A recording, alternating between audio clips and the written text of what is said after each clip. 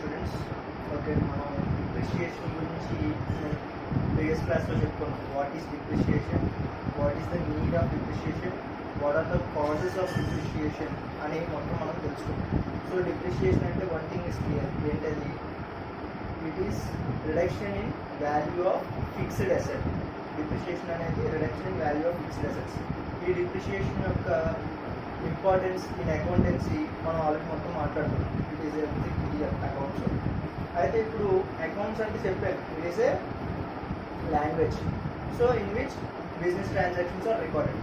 ఇప్పుడు డిప్రిషియేషన్ అనే ఒక ఆస్పెక్ట్ వచ్చినప్పుడు అది బుక్స్ ఆఫ్ అకౌంట్స్లో ఎలా రికార్డ్ చేసుకుంటారో జర్నల్ ఎంట్రీస్ చెప్పుకోవాలి. సి డిప్రిషియేషన్ అనేది వేటికి వచ్చిందని చెప్పాను, ఫిక్స్డ్ అసెట్స్. సో ఫిక్స్డ్ అసెట్స్కి మాత్రమే డిప్రిషియేషన్ అనేది ఉంటుంది. And depreciation is charged every year.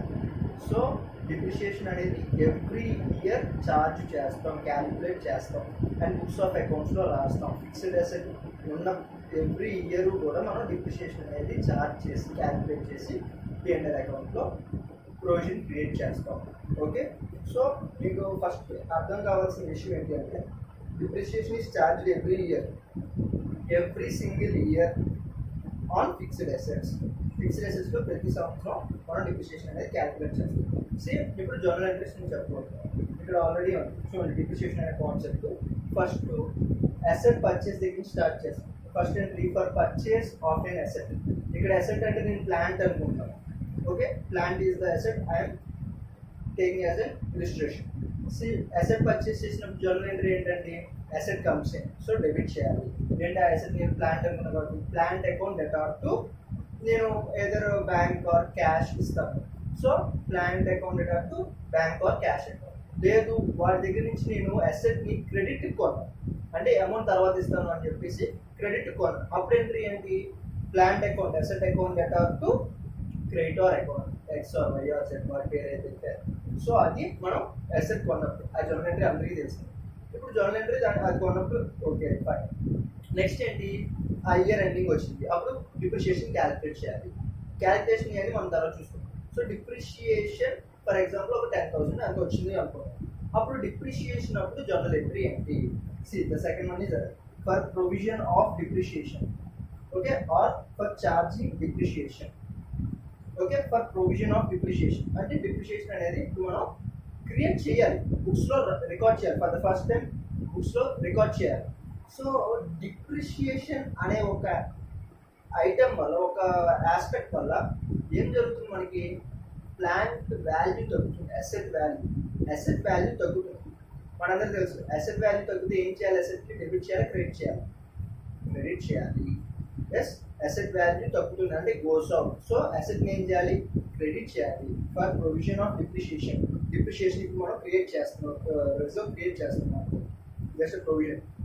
So for providing depreciation ఏమవుతుంది, ఇప్పుడు డిప్రిషియేషన్ వస్తుందని చెప్పాను, అక్కడ ఏం జరుగుతుందో ఆ ఆస్పెక్ట్ ఆలోచించాను. ఏం జరుగుతుంది, డిప్రిషియేషన్ అనేది ఒకటి కొత్తగా క్రియేట్ చేయడం ద్వారా ప్లాంట్ అనేది అసెట్ వాల్యూ అనేది తగ్గుతుంది. సో అసెట్ వాల్యూ తగ్గుతుంటే అసెట్ని ఏం చేస్తాం, క్రెడిట్ చేస్తాం. అండ్ డిప్రిషియేషన్ మనకి ఏంటి, I said depreciation is just like an expenditure on fixed assets. Okay, so అది ఎక్స్పెండిచర్ కాబట్టి ఎక్స్పెండిచర్ ఏం చేయాలి, నార్మల్ అకౌంట్ రూల్ ప్రకారం డెబిట్ చేయాలి. సో డిప్రిషియేషన్ డెబిట్ చేసి ప్లాంట్ని క్రెడిట్ చేయాలి. డిప్రిషియేషన్ అనేది ఫస్ట్ టైం బుక్స్లో రికార్డ్ చేసేటప్పుడు what is the entry for providing depreciation, the entry is depreciation account debtor to plant account. Okay, okay understand. Depreciation account debtor to plant account main journal entry while just before getting into accounts. So depreciation account to plant.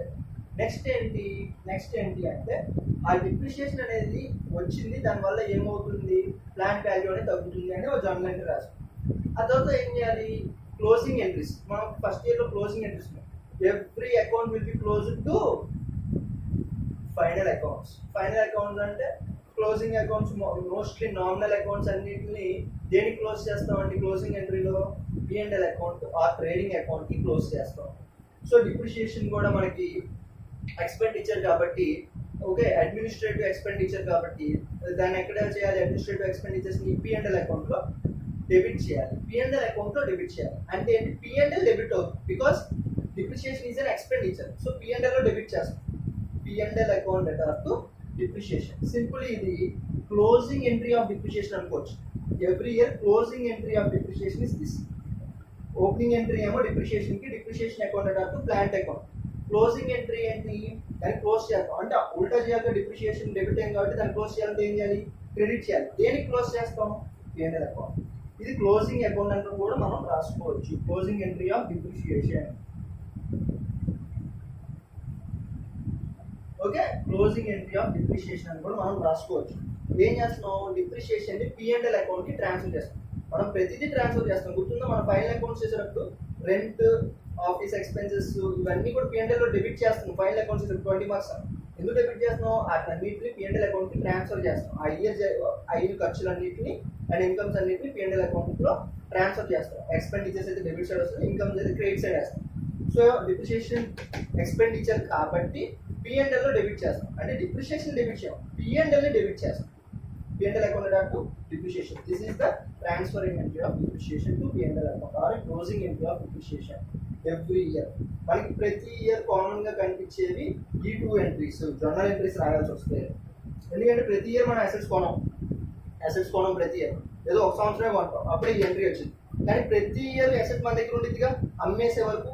So ప్రతి year మనం ఏం చేయాలి, year ending వచ్చేసరికి 12 months కి depreciation calculate చేసి depreciation account to plant account అని entry రాయాలి. Depreciation amount ఎంత అయితే అంత క్యాలిక్యులేషన్ పెట్టవచ్చు. ఓకే, ఆ తర్వాత ఏం చేయాలి, ఇది చార్జ్ చేసిన తర్వాత P&L అకౌంట్ కి ట్రాన్స్ఫర్ చేయాలి depreciation. So P&L account to depreciation మనకి ఎవ్రీ ఇయర్ కామన్ కండిషన్ ఈ 2 entries.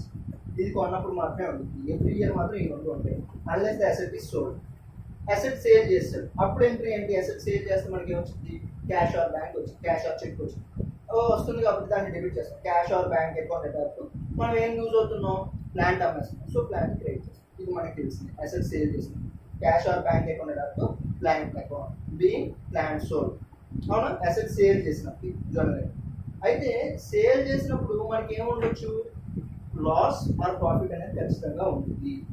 Okay, loss or profit అనేది ఖచ్చితంగా ఉంటుంది. సి ఫర్ ఎగ్జాంపుల్ ఒక ఎగ్జాంపుల్ తీసుకున్నాం. నేను ఇయర్ స్టార్టింగ్ లో ఒక 1 lakh రూపీస్ పెట్టి ఒక అసెట్ కొన్నాను. ఒక 1 lakh రూపీస్ పెట్టి అసెట్ కొన్నాను. So after using for 12 months అంటే 31st December 2020 దాన్ని అమ్మేశాను. ఎంతకు అమ్మేశాను, 60,000 అమ్మేశాను.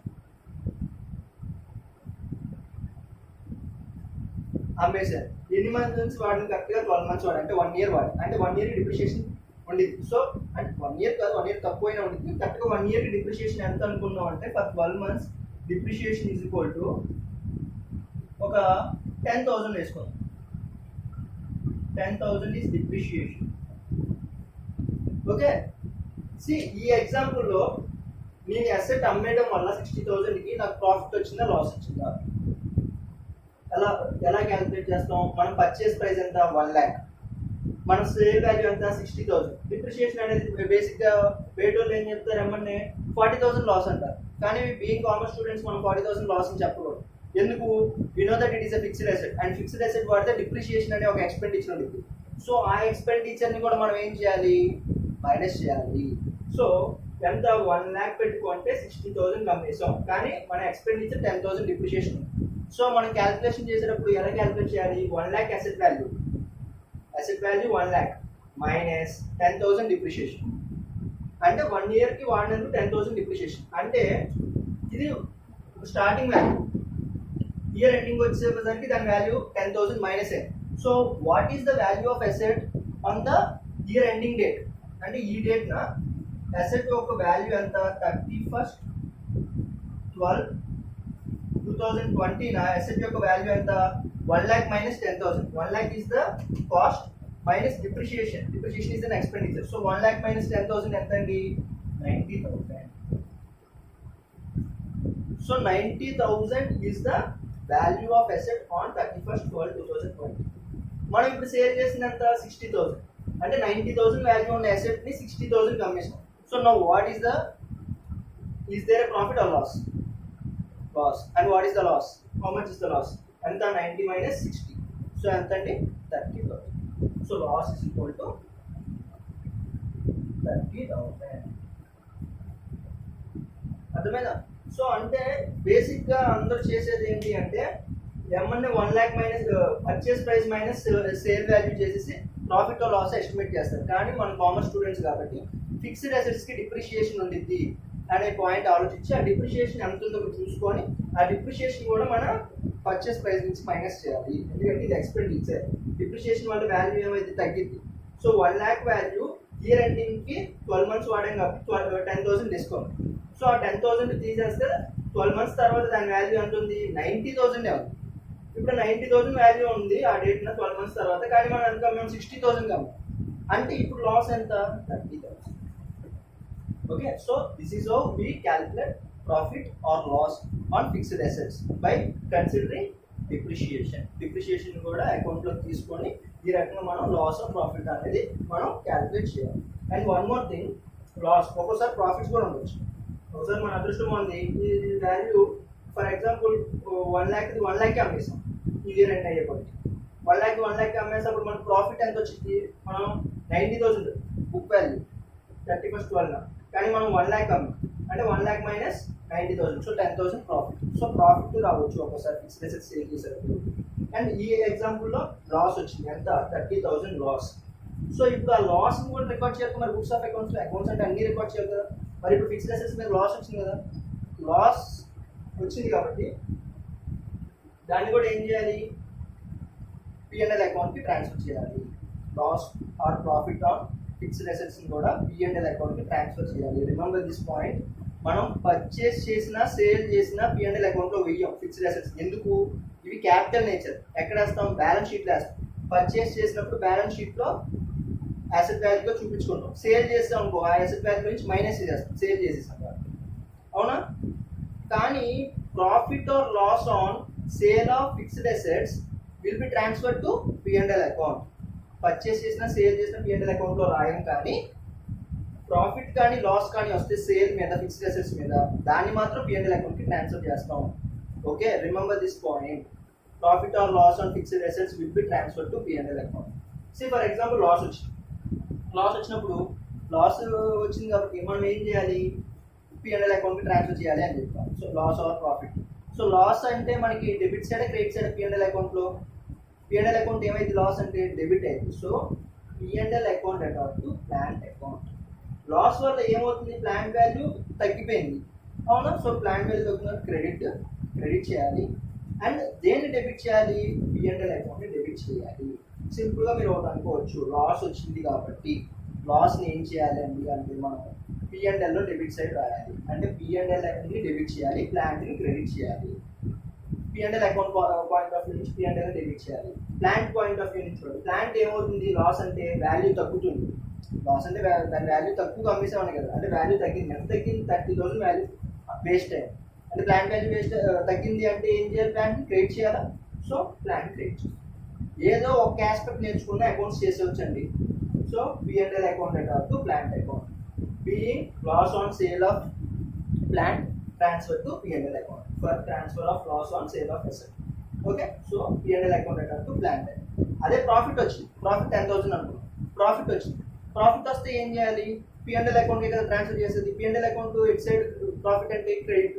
సో P&L క్రెడిట్ అయింది P&L పాయింట్ ఆఫ్ వ్యూ నుంచి. లేదు ప్లాంట్ ప్రాఫిట్ వస్తే ప్లాంట్ వాల్యూ ఏమైనట్టు? పెరిగినట్టు. అవునా? సో పెరిగితే ఏం చేయాలి? ప్లాంట్ని డెబిట్ చేయాలి. So plant account to P&L account. దీనికి ఉల్టా. అవునా? సో ప్రాఫిట్ వచ్చినప్పుడేమో plant account to P&L account. Loss వచ్చినప్పుడేమో P&L account to plant. Okay, ఈ జర్నల్ ఎంట్రీస్ రాయండి. దీనికి సంబంధించి ఒక ఎగ్జాంపుల్ నేను ఇస్తాను. Will do that. Okay, right.